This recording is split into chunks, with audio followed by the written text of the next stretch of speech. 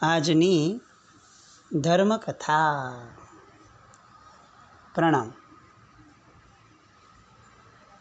પોતાની પત્નીના વિયોગમાં ઝૂરી રહેલ પવનંજય એ મહેલમાં આવે છે એમ વિચારીને કે અહીંયા અંજના હમણાં જ હસતી ગાતી હશે અને કિલ્લોલ કરતી એવી અંજનાને હું મિલન કરી શકીશ. આટલા મહિનાઓથી યુદ્ધની ભૂમિ પર યુદ્ધ ચાલતું હતું એના મનમાં, અને યુદ્ધને ટાળવાના વિચારો ચાલતા હતા.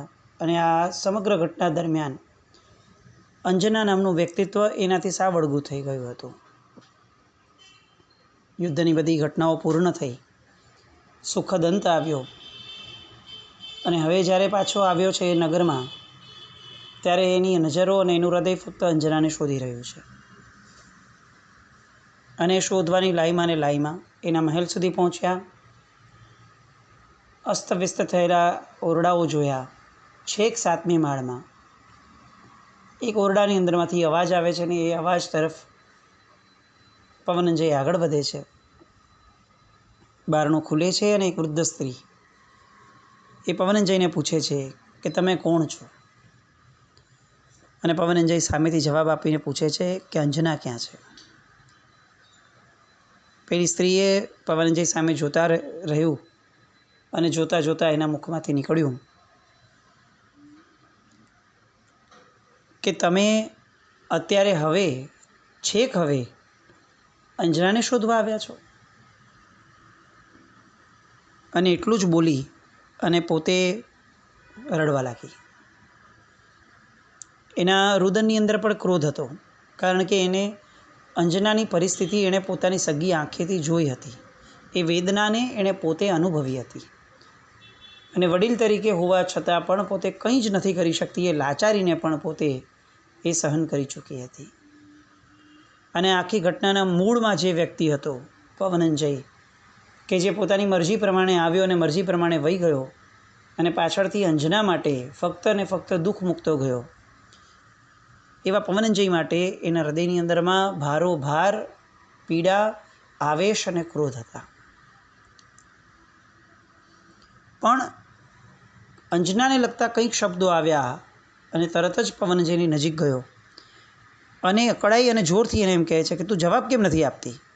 મારી પ્રિય અંજના અત્યારે ક્યાં છે? બોલ તું. અને આ વાતને કંઈ પણ અંશે પ્રત્યુત્તર આપવાના બદલે એ જે સ્ત્રી છે એ સ્ત્રી એકદમ નિષ્ઠુર થઈ અને બેસી ગઈ. એની આંખો વહી રહી છે, પણ એનું મુખ બોલવા તૈયાર નથી, એક પણ જવાબ આપવા તૈયાર નથી. અકળાયેલા માણસ માટે સૌથી ભયંકર કોઈ વસ્તુ હોય કે જે સહન જ ન થઈ શકે, તો એ વસ્તુ છે મૌન, સામાનું. અકળામણ અનુભવાતી હોય ને સામો મૌન રાખે, અધીરાઈ અંદરથી ઉછાળા મારતી હોય, અને એવા સમયે સામો વ્યક્તિ મૌન રાખે, એ કોઈ પણ વ્યક્તિ માટે અસહ્ય છે. અને આ તો પવનંજય છે. અને ફરી એને ધમકાવીને એને પૂછે છે કે તું જવાબ આપ કે અંજના ક્યાં છે? અને ત્યારે રડતી આંખે અને ઠંડા કલેજે પેલી સ્ત્રી એમને જવાબ આપે છે. શું જવાબ આપું કુમાર? અંજના દેવીને આપના માતાજીએ આ મહેલમાંથી કાઢી મૂક્યા છે. અને પવનંજય એવો આઘાત અનુભવે છે કે ત્યાં ને ત્યાં જ સાંભળતા જ ચીસ પાડી અને મૂર્છિત થઈ જાય છે. કેટલીક ક્ષણો થાય છે, અને હવા જ જાણે એમને જગાડવા માટે આવે. પેલી સ્ત્રી હજી પણ એને કોઈ પણ જાતનો ઉપચાર કરતી નથી. એ બેઠી જ છે, એનું રુદન ચાલે છે કે આ કેવી ક્ષણ છે જ્યારે ખરેખર અંજનાને પવનંજયની જરૂર હતી. એ સમયે આ પવનંજય છેક દૂર જઈ અને પોતાનું કર્તવ્ય પૂરો કરતો હતો, અને એ સમયે અંજનાને જે સહન કરવું પડ્યું છે એની કિંમત પવનંજયે ચૂકવવી જ જોઈએ. અને વડીલ સ્ત્રી એને પાણી છાંટી અથવા કંઈ પણ કરવા દ્વારા ઉપચાર કરવા માટે પણ કષ્ટ નથી લેતી. મૂર્છિત થયેલો પવનંજય ફરીથી જાગે છે, અને એના હોઠ ફાફડી ઉઠ્યા છે. એનો ગભરાટ એના હૃદય પર ઝંખતો દેખાતો હતો. અને બેબાકડો બની અને પૂછી રહ્યો હતો કે શું થયું, તું મને કે શું થયું. અને પછી પેલી સ્ત્રી કહે છે કે અંજના દેવી ગર્ભવતી બન્યા હતા. માજીએ કલંક મૂક્યો. રાજાએ, મંત્રીએ બધાએ સમજાવ્યું, પણ તમારા માતા ન જ માન્યા, તે ન જ માન્યા. અને અંતે અત્યંત કરુણ સ્થિતિની અંદરમાં અંજના ચીસો પાડી પાડીને કહે છે કે હું પવિત્ર છું, અને તેમ છતાં પણ એની ઉપર બધા જ નબળા આક્ષેપો અને છેક એને કુલટા કહી અને અતિશય અપમાન કરવા દ્વારા એને આ નગરમાંથી તમારી માતાએ કાઢી મૂકી છે. શું વાત કરે છે! આ બોલતા બોલતા ફરીથી પવનંજય મૂર્છિત થયા. આપણે અત્યારે છે ને આ મૂર્છિત થવાની ઘટના સમજી શકીએ એમ નથી. આપણે અત્યારે હૃદયના સંવેદનાના એવા સ્તર ઉપર છે કે ગમે તેવું પ્રિય પાત્ર ગુજરી પણ જાય ને કદાચ, તો પણ મૂર્છિત થવું એ લેવલ સુધી આપણું મન જતું જ નથી. આપણને આઘાત લાગે, આપણે શૂન્ય થઈ જઈએ એવું બની શકે. પણ આ મૂર્છિત થવું એ અંદરમાં એટલી હદ સુધીનો પ્રેમ બતાવે છે કે સામા વ્યક્તિની કોઈ પણ નાનકડી એવી ઘટના કે જે અપેક્ષા કરતાં વિપરીત છે એને સહન કરવા માટે મન, હૃદય, આખું શરીર, આખું ને આખું અંદરનું તંત્ર એ સ્વીકારવા તૈયાર જ નથી. આપણે બહુ સિમ્પલી આ વસ્તુ કહીએ કે કોઈને જ્યારે બહુ આઘાત લાગે ને ત્યારે એનું બ્લડ પ્રેશરમાં એટલો બધો ફરક આવી જાય છે કે ઘણી બધી વાર એવું થાય કે બીપી એ રીતે શૂટ થઈ જાય અથવા એ રીતે લો થઈ જાય કે વ્યક્તિને અકળામણ થવા લાગે, ગભરામણ થવા લાગે અને ક્યારેક હાર્ટ ઉપર પ્રેશર આવી જાય. પણ તેમ છતાં મૂર્છિત થવું એ ઘટનાઓ કદાચ જવલ્લે પણ આપણને અત્યારે જોવા મળતી નથી. એ દર્શાવે છે કે લાગણીઓના સ્તર જે આ પવનંજય અને અંજના વચ્ચેના હતા એ સ્તરને સ્પર્શવાની તાકાત, હેસિયત આપણી હવે રહી નથી. રાગ અને પ્રેમ બે વચ્ચેનો જે ફરક છે ને એ આ છે. રાગની પાસે બીજા નિમિત્તોનો સહારો છે, રાગની પાસે બીજા વિકલ્પો છે, જ્યારે પ્રેમ એ નિર્વિકલ્પ છે. એની માટે સામું વ્યક્તિ એ જ અસ્તિત્વ અને સામા વ્યક્તિ વિનાનું અસ્તિત્વ એ એની માટે શક્ય જ ન હોય. ગૌતમ સ્વામી મહારાજાને વર્ધમાન સ્વામી ભગવાન એ પ્રેમના પાત્રો હતા, રાગના પાત્રો ન હતા. અને આજે આપણી દેખીતી દુનિયામાં આપણી હારે જેટલા પણ વ્યક્તિઓ રહે છે કે જેને ખરેખર આપણે એમ કહીએ છીએ કે આપણે એને પ્રેમ કરીએ છીએ કે ચાહીએ છીએ, એ તમામ વ્યક્તિઓ એ ફક્ત અને ફક્ત રાગના જ સ્થાન છે એવું સાબિત એટલા માટે થાય છે કારણ કે એ વ્યક્તિનું અસ્તિત્વ મિટાઈ જાય તેમ છતાં પણ આપણે એ મૂર્છિત થવા સુધીનો આઘાત પણ અનુભવતા નથી. પવનંજયને આંખે અંધારા આવવા લાગ્યા. એ ફસડાઈને ત્યાં બેસી ગયો. એ પોતાની નજર સામે પોતાની આખી ને આખી સ્વપ્ન સૃષ્ટિને, એને સ્વર્ગને આખું ને આખું નરક બનતું જોઈ રહ્યો છે. એ એની પ્રેમની રસમય કથાને સાવ કરુણ કથની થતાં જોઈ રહ્યો છે. એની આંખમાં આંસુ આવે છે. એ સ્વીકારી જ નથી શકતો કે પોતાની એક ભૂલ એ અંજનાને કેટલી હદ સુધીની ભારે પડી છે. ખબર છે કે અંજના મહેલમાં નથી, તેમ છતાં ખંડેર જેવા મહેલના ખૂણે ખૂણામાં ફરીથી ભાગી દોડી અને એ અંજનાને શોધવા જાય છે. એના દિલમાં તોફાન ઉઠ્યું છે. એની આંખો સતત સરી રહી છે. જે પવનંજય વરુણ અને લંકાપતિ રાવણની સામે દ્રઢ બની અને પોતાના મનના વિચારો કહી શક્યો, આજે એ જ પવનંજય એક શબ્દ બોલવા માટે પણ શક્તિમાન નથી. એક અંદરની વેદનાને વ્યક્ત કરવા પણ સમર્થ નથી. સ્મૃતિઓનું વાવાઝોડું એની આંખ સામે આવી ગયું અને મગજ જાણે બેહોશ બની ગયું હોય એવી સ્થિતિની અંદરમાં પવનંજય છે. એ પોતાની એ વેદનાનું દર્દ ભૂલી નથી શકતો કે જ્યારે જે દિવસે એનું અસ્થાયી મિલન થયું હતું, ગણ્યા ગાંઠ્યા કલાકો જેટલી એ સુખદ પળ, પણ એ પછીનો એનો આ ચીરવિયોગ, એ જાણે પોતે અંજનાના ભાગ્ય ઉપર પથ્થર મૂકીને ગયો હોય એવી વેદના એ પોતાને અનુભવતા પોતે જોઈ રહ્યા છે. લથડતા પગે અંજનાના મહેલમાંથી બહાર આવ્યા. સીધા જ ત્યાંથી પવનંજય કેતુમતીના આવાસ ઉપર પહોંચે છે. હજી હમણાં જ કેટલીક મિનિટો અને કેટલાક કલાકો પહેલાં એ કેતુમતીને પગે લાગવા ગયા હતા અને ત્યારે કેતુમતી તરફથી એવો એક અણસાર પણ ન આવ્યો કે આટલી ભયંકર ઘટના, આટલું ભયંકર પાપ કેતુમતીએ પોતે કર્યું છે. પણ એને આ રીતે આવતો જોઈ તરત જ કેતુમતી પૂછે છે, કેમ બેટા ફરી આવવાનું થયું? અને ત્યારે અસહ્ય અંદરની વેદનાને વિવેકપૂર્વક દબાવી અને પવનંજય પોતાની માતાને કહી રહ્યો છે કે મા, તે મારી સાથે મહાન અન્યાય કર્યો છે, મારા જીવનને આગ ચાંપી દીધી છે. બસ આટલું બોલી અને વેદના એક બાજુ અને બીજી બાજુ રોષ, એ બંનેથી પવનંજયનું આખું અંગ ધ્રુજી રહ્યું છે. આપણે જે ક્ષણે આપણી અંદરની તીવ્રતમ વેદનાઓને વ્યક્ત ન કરી શકીએ ને એ ક્ષણે આખું શરીર એ ધ્રુજવાનું શરૂ કરે છે. અને એ જ અનુભૂતિ અત્યારે પવનંજયના મનમાં પણ છે. માં છે, સમજે છે કે ભયંકર ખોટું કામ થયું છે, કદાચ અપેક્ષા કરતાં બહુ જ મોટું કુકર્મ છે આ, પરંતુ કહેવાય કઈ રીતે, માં ઊભી છે સામે. અને એટલે જ શબ્દોની મર્યાદા, અભિવ્યક્તિની મર્યાદા, એ મર્યાદાને પોતે જાળવીને ઊભા છે. અને આ બાજુ કેતુમતી જાણે કોઈ ઘટના જ ન બની હોય એ રીતે સહજતાથી એને પૂછે છે કે પણ બેટા શું થયું એ તો કે. અને પવનંજય વ્યગ્ર થઈ અને કહે છે કે શું કહું, કહેવા જેવું તમે રાખ્યું શું છે? પેલી નિર્દોષ નિષ્પાપ એવી અંજનાને તમે કલંકિત કરી દીધી છે. એ મહાસતીને તમે દુઃખના દાવા નળમાં હોમી દીધી છે. અને કેતુમતી ઠંડા કલેજે કહે છે કે એ બધું બરાબર, પણ પેલા એ તારી અંજનાએ તારી ગેરહાજરીમાં એટલું મોટું પાપ કર્યું છે. અને હજી એ બોલવા જાય, એના શબ્દોને પણ પૂરા કરવા માટે પવનંજય તૈયાર નથી અને એના મોઢા પર હાથ રાખીને તરત કહે છે કે તદ્દન ખોટું છે, એ ખોટું જ છે.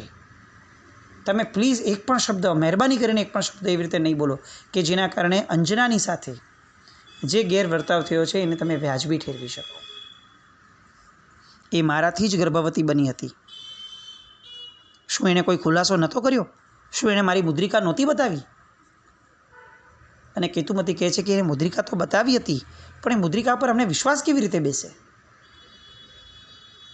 અને ત્યારે પવનંજય પોતાના કપાળ ઉપર હાથ દઈ અને માથું પટકતો હોય એ રીતે દર્દપૂર્વક બોલી રહ્યો છે કે 22 વર્ષ સુધી શું તમે એનું જીવન જોયું નહોતું? શું 22 વર્ષમાં મારી આગળ આવીને તમે કેટલી વાર એના ગુણગાન ગાયા હતા? એ બધું ખોટું હતું? એ દંભ હતો? અને એકાએક તમને એવું લાગે છે કે બગડી ગઈ? તમને એવો વિચાર પણ ન આવ્યો કે એ હું આવું ત્યાં સુધી મારા આગમનની તો રાહ જોઈ શકાય? તમે આટલા ક્રૂર, આટલા નિર્દય કઈ રીતે થઈ શક્યા? અને પવનંજયની આંખમાં ફરીથી આંસુ ભરાઈ આવ્યા. અત્યારે એને કેતુમતી ઉપર જેટલો ગુસ્સો છે એના કરતાં કંઈક ગણો વિચાર એના મનમાં અંજના ક્યાં હશે, એ કેવા દુઃખમાં હશે એના પ્રત્યે છે. અને એટલે હજી કેતુમતી કંઈક ખુલાસો આપે એ પહેલાં એ સ્પષ્ટપણે કહીને નીકળી જાય છે કે હું જાઉં છું અને અંજનાને શોધીશ તો જ પાછો આવીશ, નહીં તો હું જીવત પાછો નહીં આવું. મારી રાહ ન જોતા બસ, આવું જોરથી કહી અને પવનંજય કેતુમતીના ખંડમાંથી બહાર નીકળી ગયા. કેતુમતીનો હાથ પકડવા જાય છે. તું શા માટે જાય છે?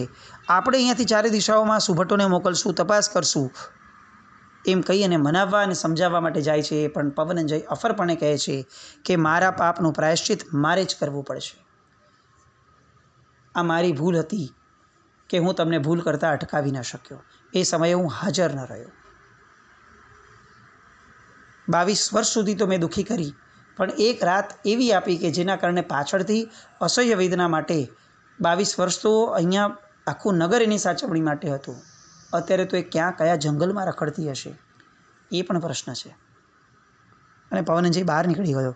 પ્રહસિતને લઈને આકાશ માર્ગે સીધો એ મહેન્દ્રનગરના દ્વારે આવી ગયો. એમને નિશ્ચિંતતા હતી કે અહીં જ આવ્યા હશે અને અહીં એ સુખેથી રહ્યા હશે, પણ તેમ છતાં હું માફી માંગીને તુરંત એમને પાછો લઈ જાઓ. એટલે મહેન્દ્રનગરના દ્વારે આવ્યા. સીધા મહેન્દ્રનગરના રાજા મહેન્દ્રના મહેલે આવ્યા. હજી મહેલના પગથિયા ચડે છે ત્યાં જ યુવરાજ પ્રસન્નકીર્તિનો એને મેળાપ થઈ ગયો. અને પ્રસન્નકીર્તિ પવનંજયનો હાથ પકડીને કહે છે કે આમ અચાનક આવવાનું થયું કુમાર? અને પવનંજયે બીજી કોઈ પણ વાતની આગળ વાત વધારતા ન વધારતા સહજપણે સ્પષ્ટપણે પૂછી લીધું કે અંજના ક્યાં છે? પ્રસન્નકીર્તિ વિમાસણમાં પડી ગયો. એ જાણતો હતો કે એની સાસુએ કાઢી મૂકી છે અને ત્યારે પવનંજય યુદ્ધમાં ગયેલો. એટલે એને એવો વિચાર આવ્યો કે કદાચ પવનંજય સીધો પહેલાં અહીંયા આવ્યો હશે.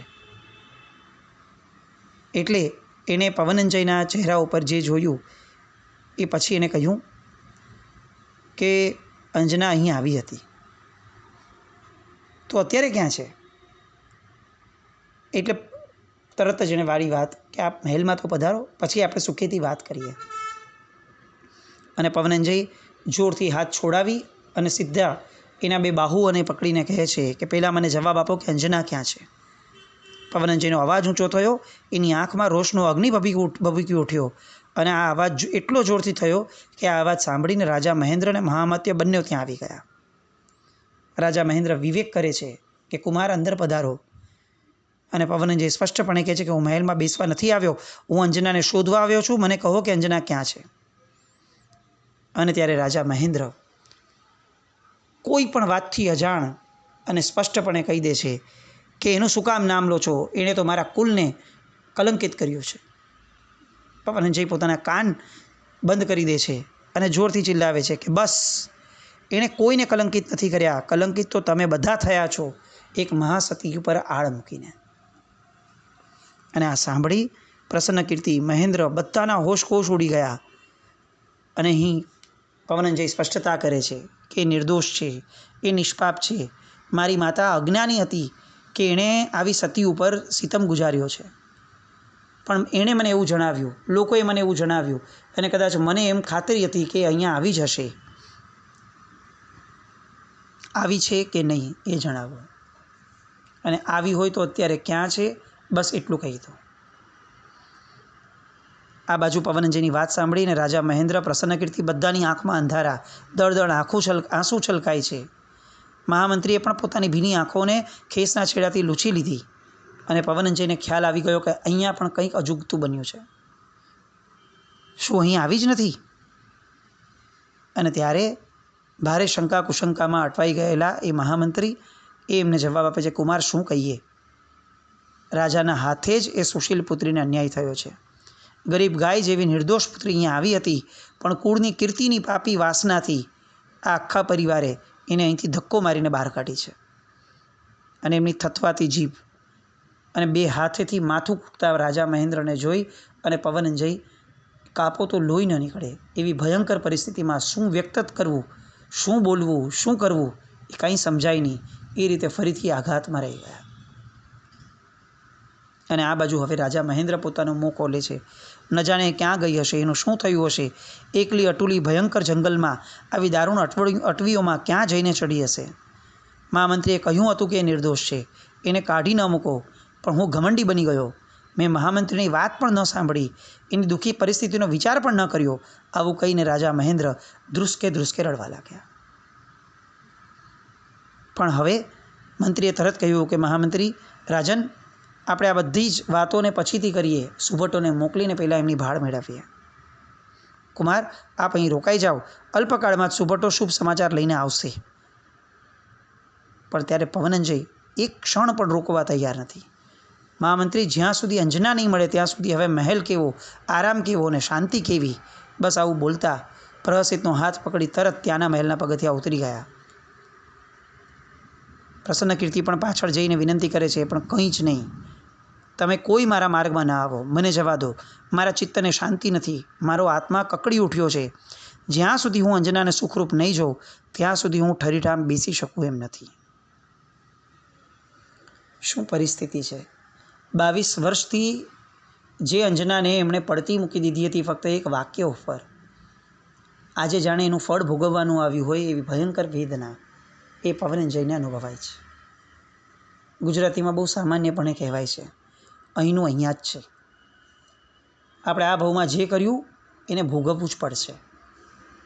22 વર્ષ સુધી અંજનાને જે વિવળતામાં પવનંજયે રાખી છે એ વિવળતાનો અણસાર બહુ જ સુપેરે અત્યારે પવનંજયને કુદરત આપી રહી છે. સંસારની આ એક ભયંકર ભીષણ પરિસ્થિતિ છે, અને એટલે જ મહાપુરુષોએ સંસાર પુરુષાર્થ કરતાં પણ મોક્ષના પુરુષાર્થને વધારે પ્રાયોરિટી આપી છે. કારણ કે ન રાગ છે ન દ્વેષ છે, બેમાંથી કંઈ જ નથી. અને એ જ ખરું જગત છે કે જ્યાં રાગ અને દ્વેષ વિરહિતતા હોય.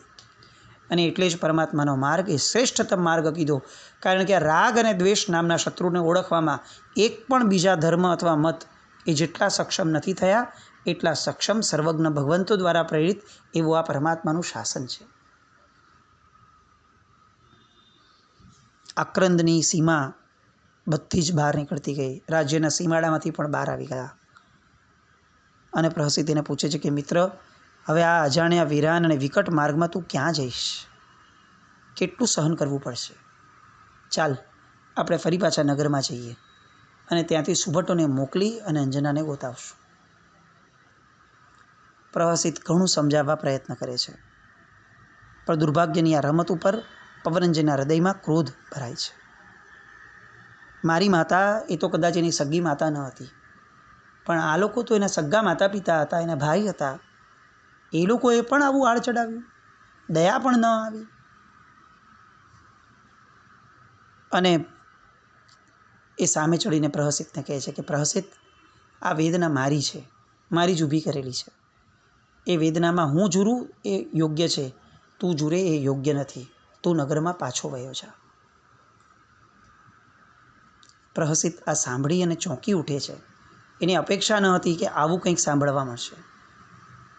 પણ કેટલીક ક્ષણોમાં એવી ઘટના બને છે કે જેના કારણે પ્રહસિત સામે ચડીને કહે છે કે હું નગરમાં જાઉં છું. એ કઈ ઘટના હતી અને પછી પવનંજયનું શું થાય છે? પ્રહસિત જાય છે કે સાથે રહે છે? સતી અંજના કઈ રીતે પાછી પ્રાપ્ત થાય છે? એ બધી વાતો આવતીકાલે ફરીથી મળીએ. જીનાજ્ઞા વિરુદ્ધ કંઈ પણ બોલાય તો મિચ્છામિ દુક્કડમ. જૈનમ જયતિ શાસનમ.